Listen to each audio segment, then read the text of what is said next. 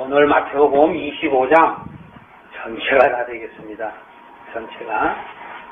그것은 마태복음 22장서부터 쭉 우리에게 알려주셨는데 24장에 와서 마지막 때가 무엇입니까? 라고 제자들이 예수님께 물어봅니다. 그런데 그 때는 예수님께서 하늘의 천사들도 또 나도 알 수가 없다. 그것은 아버님만이 알 수 있다. 이렇게 말씀을 하십니다. 모든 주권을 하나님께 돌려드리는 것이지요.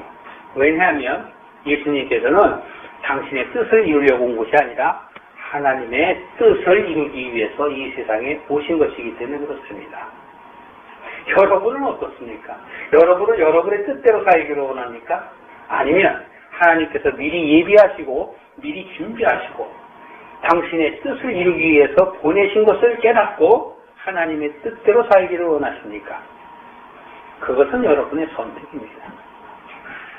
여러분이 그렇게 살기를 작정하느냐 안 하느냐도 여러분의 선택이고 하나님께서는 그러한 자유의지를 여러분에게 주셨습니다. 그러나 결과는 하나님께서 정하십니다. 선택은 여러분이 하지만 결과는 하나님께서 심판하신다라는 것이죠. 모든 사람은 하나님 앞에서 심판을 받게 되어 있다라는 것은 하나님께서 온 우주 만물이며 우리의 사람들 또한 그분께서 창조하셨기 때문에 그런 것입니다. 창조하신 이의 뜻대로 사는 자는 그분의 뜻대로 하나님 나라에 돌아갈 것이고 그렇지 못한 자는 하나님 나라에 들어가지 못한다라는 당연한 사실이 있음에도 불구하고 우리는 세상에 눈이 어두워 빛의 길로 가지 아니하며 또 빛의 길을 안다 하더라도 빛을 바라보지 아니하며 자꾸 뒤를 바라보고 세상의 쾌락과 세상의 부와 명예와 안락함을 쫓아가고 있지는 않는지요. 그래서 예수님의 12제자들인데도 불구하고 성전에서 예수님께서 기도하는 집이요 하나님의 뜻대로 살아가야 되는 사람들이 그 안에서 장사를 하며 그들의 일을 위해서 하다못해 리더 역할을 해야 할 제사장들도 바리새인들이며 사두개인이며 율법사이고 장로인 사람들까지도 그것들에 세상에 동조하며 자신들의 일을 취하는 그 모습을 보며 예수님께서는 노끈으로 회초리를 만드셔서 채찍을 만드셔서 휘두르시며 다 나가라 그럽니다. 여러분, 그것은 우리의 마음을 정화하라는 뜻이지요. 그렇게 해서 너희들은 하나님의 길로 돌아서라, 바르게 가라 이렇게 얘기하며 하나님의 집은 기도하는 집입니다 라고 얘기합니다.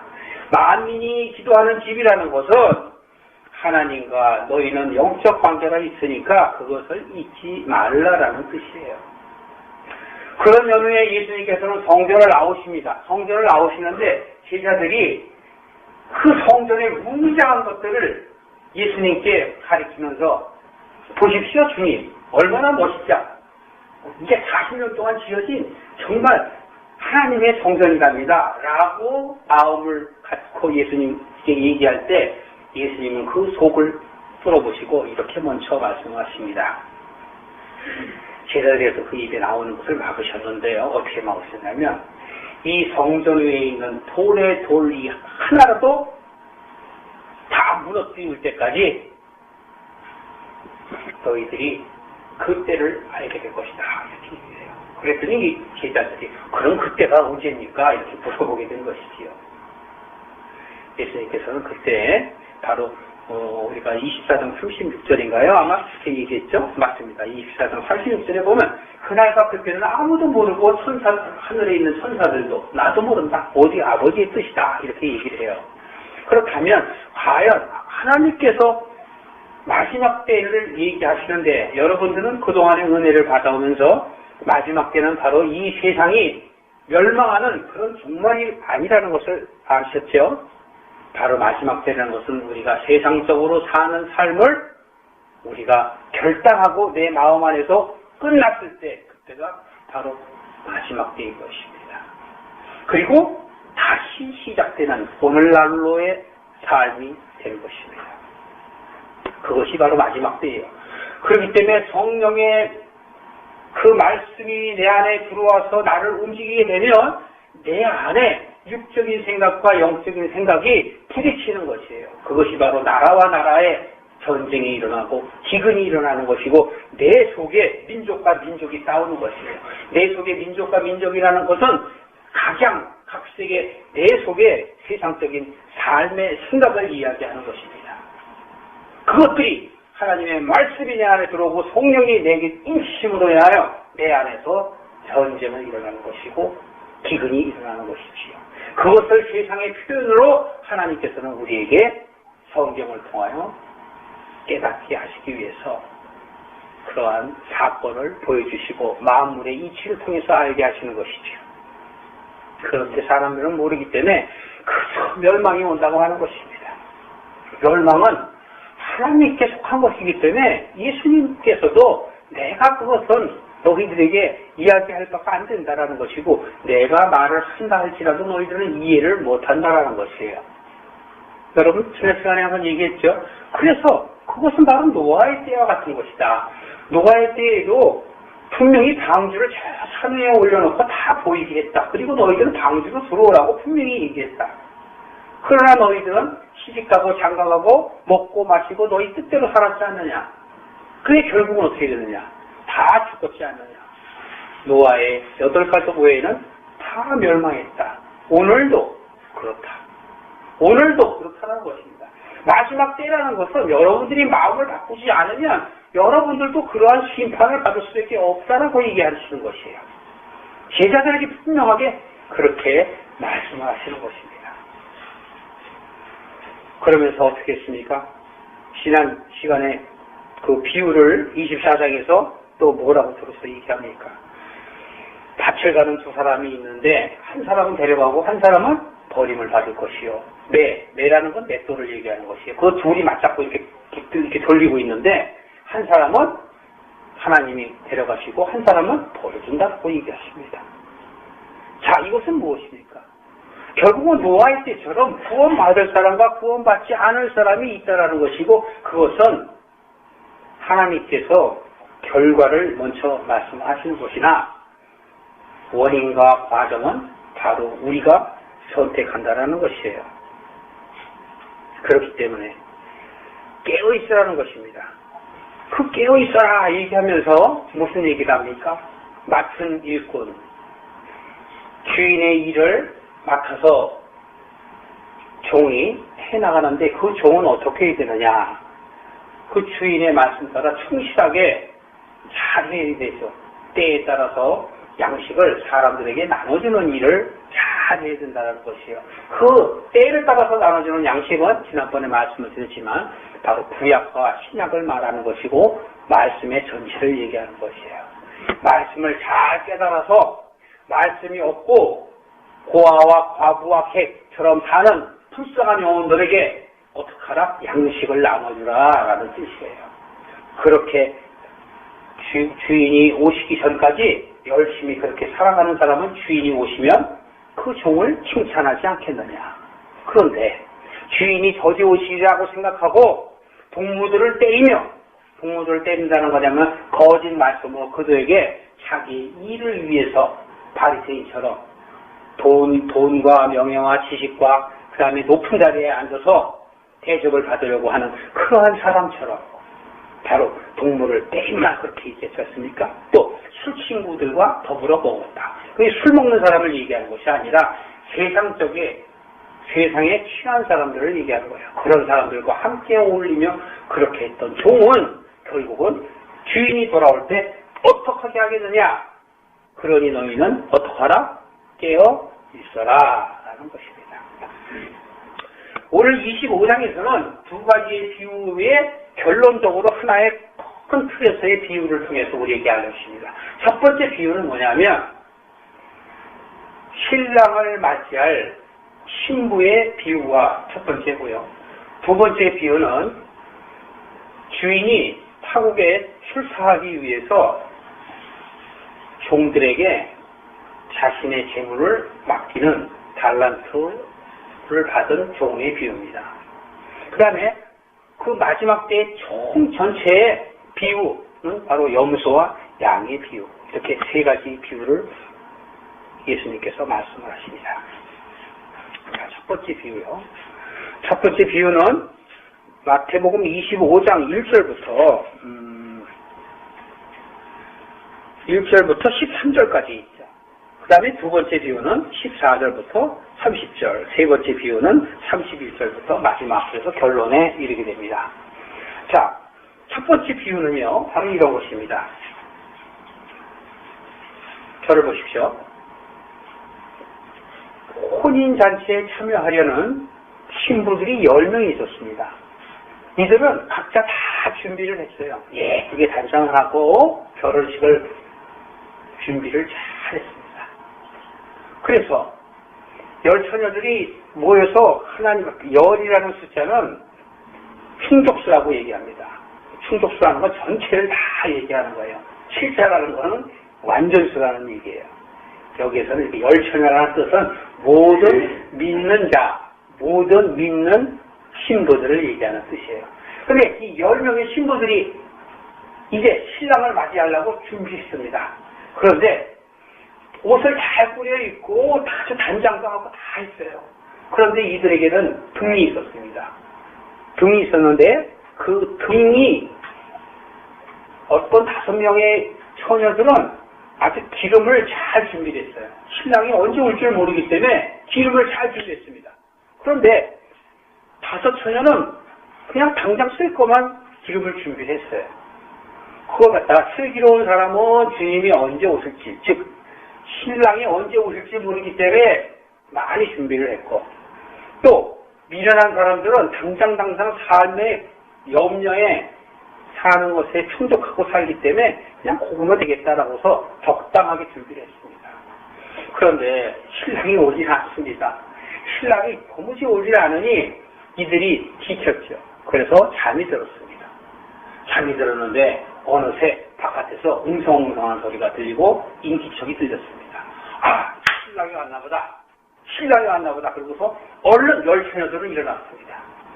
10처녀가 일어나갖고 5처녀는 불을 다 켜갖고서 하는데 나머지 5처녀는 불을 다 켜보니까 자기 기름이 얼마 안 남은 걸 알 수 있었어요. 왜? 불이 깜빡거리니까. 그래서 불이 잘 켜있는 처녀들에게 동무야 그거 좀 빌려달라 그랬더니 그들이 하기를 야 이거는 내가 신랑이 지금 왔는지 안 왔는지도 모르고 너희들에게 나눠주다 보면 내 것도 부족할 수 있으니까 너희들은 다른 데 가서 살아. 그리고 5처녀는 바깥으로 나갔습니다. 깜빡깜빡 불이 거질락말락하는 처녀들은 어떻게 해요? 나갈 수가 없죠. 시간이 많이 지났으므로 밖은 칠흑같이 깜깜해서 나갈 수가 없습니다. 이들은 기름을 사러 나갈 수밖에 없던 것이죠.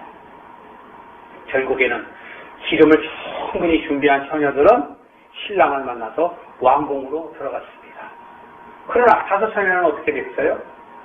못 들어갔지요. 이미 왕과 신부가 된 사람들은 왕궁으로 다 들어가서 문을 굳게 잠궜습니다. 그러나 기름을 나중에 구해갖고 온 처녀들이 문을 두드리는데 문은 굳게 닫혀있고 열리지 않습니다. 주여, 주여, 제가 왔습니다. 주여, 문 열어주세요. 그런데 문 안에서 소리가 들려왔습니다. 나는 도무지 너를 알지 못한다. 너는 나하고 상관이 없다. 라고 얘기합니다. 그때 신부들은 어떻게 하겠습니까? 결코 들어갈 수가 없다는 것입니다. 그렇기 때문에 성경은 깨어 있으라는 것이에요. 그런데 이것을 영적으로 풀어보면 등은 무엇이냐면 바로 등은 우리의 외양을 얘기하는 것이에요. 겉사람을 얘기하는 것입니다. 율법을 얘기하는 것입니다. 옛사람을 얘기하는 것입니다. 신부라는 것은 준비된 사람을 얘기하는 것이죠. 이들은 바깥쪽에서는 다 되어 있습니다. 그러나 기름이 준비되지 않았어요. 이 기름은 바로 무엇이냐? 바로 속사람을 얘기하는 것이고 바로 신약을 얘기하는 것이에요. 등이 구약이라면 기름은 신약을 얘기하는 것이고 복음을 얘기하는 것이고 속사람을 얘기하는 것입니다. 등이 겉옷이라면 기름은 뭐지? 속옷을 얘기하고. 자, 여러분 잘 들어보십시오. 이 말씀은요, 여러분이 깨닫지 못하는 것이에요. 기도하고 하나님께 간구했을 때 하나님이 가르쳐 주시는 것이에요. 여러분, 제가 이렇게 말씀을 전해도 제 말씀이라고 여러분 듣지 마세요. 성령이 깨닫게 하시는 거예요. 그렇기 때문에 여러분, 기름을 준비하지 않는다는 건 뭐냐면, 우리가 예수를 믿는 사람이라 할지라도 깨닫지 못한 말씀이 내 안에 없으면 어떻게 해요? 왕궁에 가요, 못 가요? 가긴 가되 들어가지 못한단 말이에요. 심각한 말인데 여러분, 그냥 흘려들어요. 왜? 말씀이 내 귀에 들어오질 않아. 열려있지 않아요. 그러니까 마음의 문이 안 열려있으니까 귀가 안 열리고 눈이 안 보이는 거예요. 예수님이 말씀하신 거예요. 내가 얘기하는 게 아닙니다. 바로 우리가 율법적으로 겉으로 교회에 아무리 여러분들이 다닌다 그래도 여러분이 말씀을 깨닫고 깨닫는 말씀이 여러분들을 움직여서 삶으로 나오지 아니하면 결국은 여러분이 인생의 죽음은 그냥 끝이에요. 죽은 다음에 여러분 아무리 무덤에 가서 곡을 한들 제사상을 잘 뻐쩍지근하게 차려놓은들 죽은 사람이 돌아와서 먹습니까? 갑니까? 전혀 못해요. 그러니까 어떻게 돼요? 살아있을 때, 육신이 살아있을 때 내가 하나님의 뜻대로 말씀을 깨닫고 깨닫는 말씀대로 살아가는 사람이면 천국에 들어갈 것이요. 기름을 준비하지 못한 미련한 처녀가 된다면 하나님 나라에 못 들어간다는 것이에요. 그래서 깨어있으라는 것이지요. 두 번째 비유는 달란트 비유입니다. 주인이 떠나갈 때 세 사람으로 비유를 했는데 바로 한 종에게는 5달란트를 주고 두 번째 종에게는 2달란트를 주고 세 번째 종에게는 1달란트를 그들의 능력대로 주셨어요. 주인이 아무렇게나 5달란트, 2달란트, 1달란트 준 것이 아니라 평소에 충성을 하고 능력이 있는 것을 보고서 그렇게 준 것입니다. 여러분, 우리의 삶 속도 세상도 마찬가지예요. 직장을 다니든 어디에 속해 있든 내가 열심히 하고 지혜를 내어서 충성을 다하고 했을 때 여러분들이 선택받고 그 사람이 쓰임받지요. 적당하게 일하는 사람 세상에서도 결국은 쓰임 못 받습니다. 물론 법모 술수를 택해서 쓰임을 받는 사람도 있어요. 그러나 하나님은 속이지 못해요. 세상은 속일지라도 하나님은 속일 수가 없어요. 그렇기 때문에 하나님은 그것을 수용하지도 않을 뿐더러 그들을 구하지도 않습니다.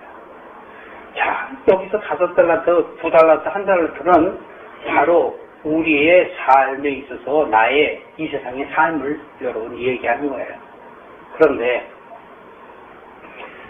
주인이 5달란트, 2달란트, 1달란트 준 사람에게 외출을 갔다. 멀리 갔다가 다시 돌아왔습니다. 귀가해서 보니까 5달란트, 2달란트 가는 사람들은 10달란트, 4달란트 배로 만들었어요. 그런데 1달란트 받은 사람은 땅에다가 묻었습니다. 그러면서 생각하기를 우리 주인은 아주 굳은 사람이다. 고지식하다. 그래서 내가 잘못하다가 만약에 이것을 잃어버리거나 내가 이것을 더 달란트를 갖다가 줄이면 나에 대해서 화를 내실 거야. 그러면서 그것을 땅에다가 숨겼단 말이죠. 5달란트 가진 사람이 10달란트를 만들었고 주인이 오니까 오셨냐고 감사하다고 제가 어르신께서 맡기신 그 5달란트를 늘려갖고 10달란트를 만들었습니다. 그랬어요. 그걸 기뻐하고. 그러니까 주인도 기뻐하죠. 그래, 잘했다.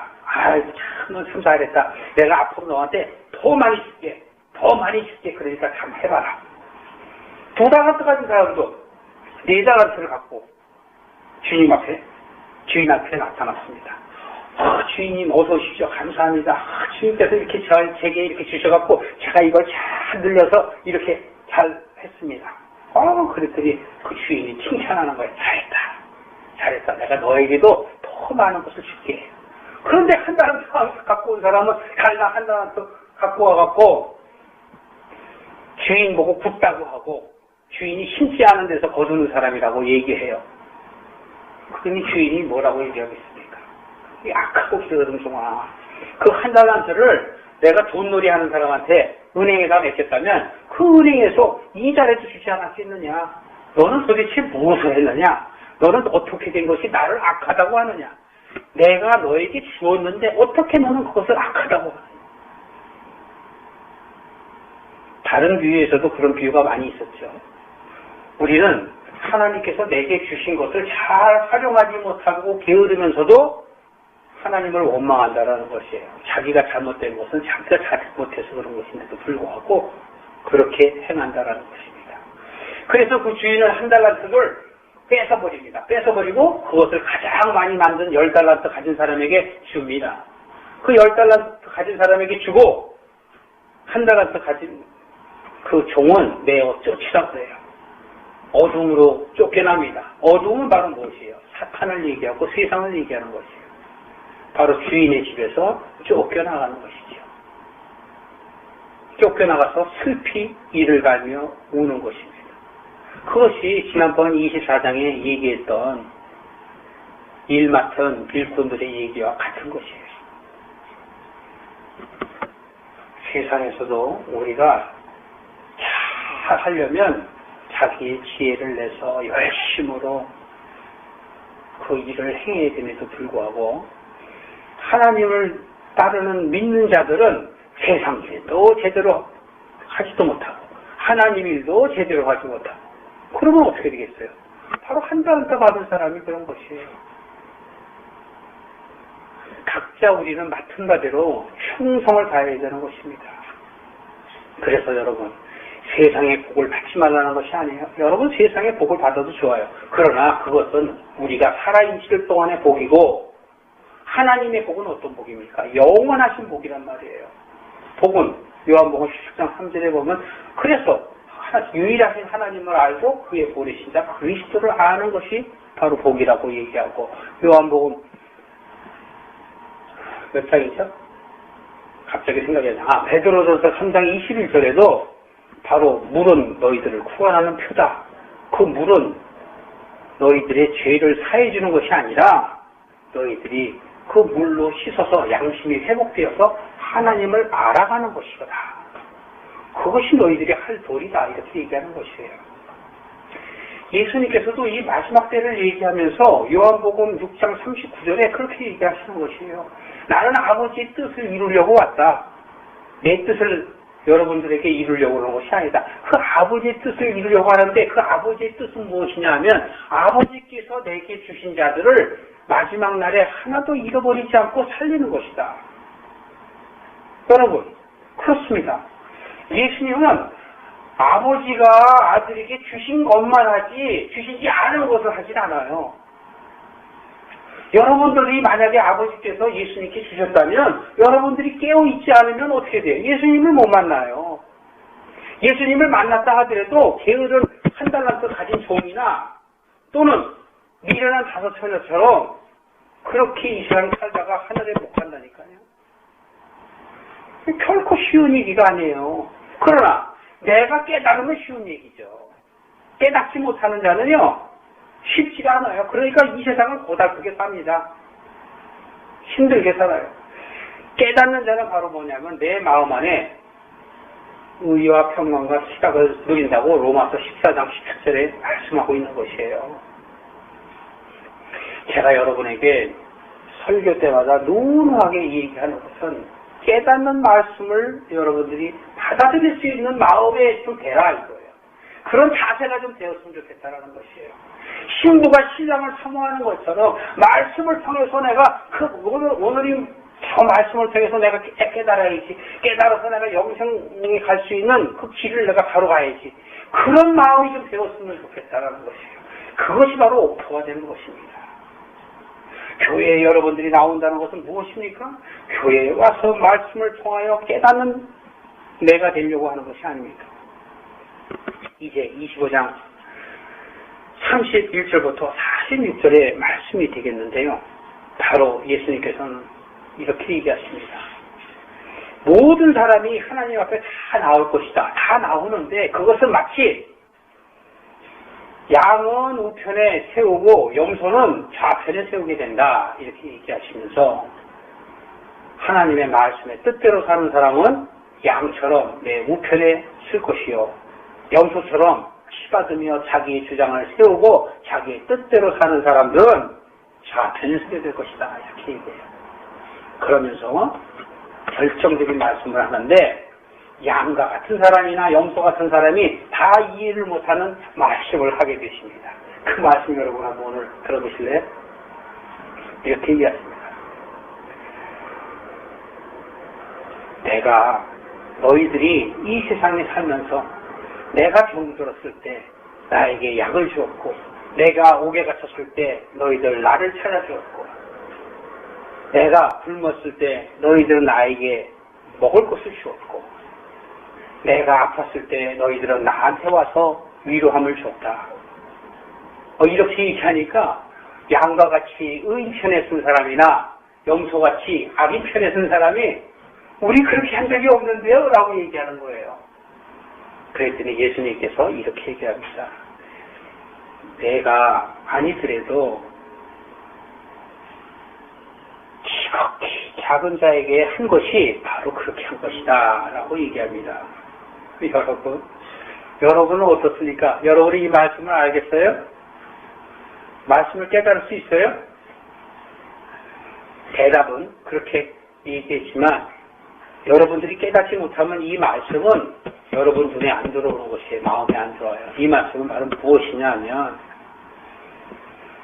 말씀으로서 깨닫게 하시기 위해서 많은 선지자들을 보냈다라는 것이에요. 말씀을 통해서 이 성경 안에 사건들을 기록하셨다라는 것이에요. 그런데 어떤 사람들은 그 말씀을 보고 깨닫는 사람이 있었어요. 그 선지자의 말씀을 통해서 깨닫고 회개하는 사람이 있었습니다. 예를 들어서 요나가 니느웨에 가서 그 악한 사람들이 다 죽어야 됨에도 불구하고 니네들 40 후에 멸망할 것이야 라고 얘기했을 때 그 구원을 받지 못할 수많은 사람들이 회개하고 어떻게 됐습니까? 구원을 받았지 않습니까? 그 외에도 아브라함도 이삭도 야곱도 요셉도 그리고 숱한 사무엘 선지자를 비롯하여 엘리사와 엘리야라든가 미가야라든가 호세야 성경에 수도 없이 기록되어 있는 사람들 히브리서 1장에 기록되어 있는 믿음의 선진들 그들이 어떻게 했습니까? 하나님의 말씀을 어떻게 깨달았단 말이에요. 다윗도 마찬가지고 깨달았고 그들의 삶이 살아갈 때 하나님의 길로 가기 위해서 열심히 살았던 사람들이라는 것이 바로 그런 사람들이라는 거예요. 병든 자처럼 또 옥에 갇혔을 때의 사람처럼 줄일 때의 사람처럼 약할 때의 사람처럼 그 사건마다 어떤 사람들은 그것을 깨달았다 이거예요. 깨달은 사람들이 바로 작은 자에게 한 것이란 말입니다. 이것이 바로 성령이 주시는 말씀이에요. 여러분들이 성경 안에서 여러분들이 말씀을 깨달을 때 그것이 여러분들을 변화시키고 하나님의 사람으로 만든다라는 것이고 기름을 준비하는 처녀와 같다라는 것이에요. 그래서 누가복음 17장 20절부터 27절에 보면 천국은 여기 있다 저기 있다 하는 것이 아니요. 그렇게 말합니다. 천국은 먹고 마시는 데 있는 것이 아니라고 얘기합니다. 너희들이 무엇을 먹을까 무엇을 마실까 무엇을 염려하지 말라. 너희는 그 나라와 의를 구하라. 그리하면 그런 모든 것을 더하시겠다라고 얘기하는 것입니다. 그러면서 어떻게 하라고요? 너희들이 하나님의 길을 가게 되면 가려고 마음을 먹고 지난 시간에 말씀을 한 것처럼 결단을 하고 하나님께 구하는 기도를 한다면 하나님께서 주신다라는 것이에요. 여러분들에게 하나님께서는 주고 싶어 하세요. 그런데 여러분들이 구하지 아니하려 하고 준다 하더라도 받지 않으려고 하기 때문에 그것이 바로 하나님의 사람이 될 수 없는 여러분의 스스로의 선택이란 말이지요.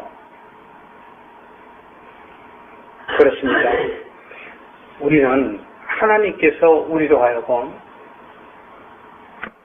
생각하고 미리 정하시고 예비하셨던 사람들답게 우리가 게으르지 않는 종이 되기를 원하고 기름을 준비한 처녀가 되기를 원하고 일을 맡긴 그 주인의 뜻을 잘 따라서 때를 따라서 곳간에서 옛것과 새것을 꺼내서 사람들에게 나눠줄 수 있는 그러한 하나님의 충성된 사람들이 되어야 하는 것이죠.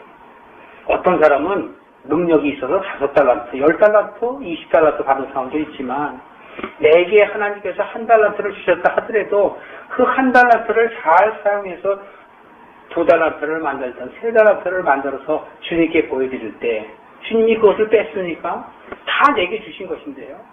더 주겠다고 하시지 않습니까? 그거 더 받아야죠.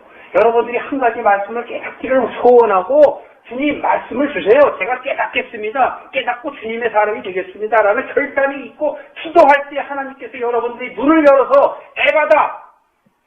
눈이 열리고 귀가 열리고 마음이 열려서 여러분들이 참 크리스찬의 길을 갈 수 있는 것이지 아무리 여러분들이 교회에 나와서 예배만 참석하고 가는 형식적으로 여러분들이 사는 삶은 그건 그냥 세상적으로 비유 맞추면서 살기 위해서 오는 것이에요. 그런 사람 절대 천국에 갈 수가 없을 뿐더러 하나님의 말씀이 귀에 들어오지도 않습니다. 지금 여기서 46절 맨 마지막 절 보세요. 마태복음 25장 46절 결론입니다. 결론 보십시오. 저희는 영벌의 의인은 어떻다고요? 영생에 들어가리라. 그러잖아요. 이것이 우리에게 준 마지막 때예요.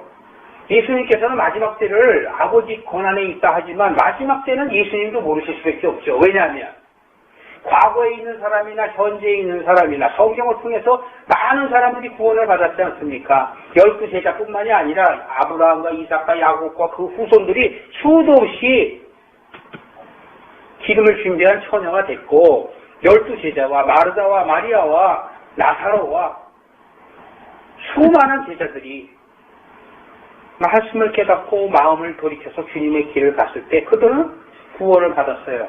현재 여러분들도 마찬가지입니다. 그리고 미래에 아직도 태어나지 않은 수많은 영혼들이 그렇게 될 것입니다.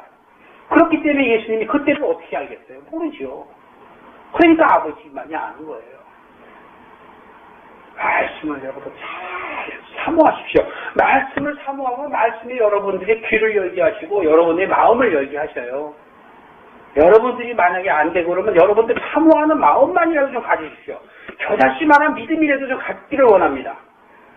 사모해보려고 그러세요. 영원한 것을 주겠다는데 여러분 계속 안 받겠다고 그러고 영원한 것을 하나님께서 지혜를 허락하신다 하는데도 택하지 아니하려고 눈이 있을 때 보지 않으려고 그러면 그것은 재간이 없어요. 하나님께서는 촛대를 옮기십니다. 그래서 마귀의 자녀가 되게 내버려두고요. 그 기회는 언제까지 있을 것 같습니까? 죽기 전까지예요. 죽기 전까지예요. 그런데 여러분 죽는 것은요. 내일이라도 죽을 수 있고 모레라도 죽을 수 있어요. 영원히 산다고 생각하지 마십시오. 그렇기 때문에 안타까워서 말씀을 드리는 거예요. 오늘 여러분이 깨닫지 못하면 내일은 희망이 없을 수도 있어요. 내일은 여러분이 문이 안 열릴 수 있어요. 문이 닫힐 수 있다니까요. 그러면 여러분이 천국에 못 가요.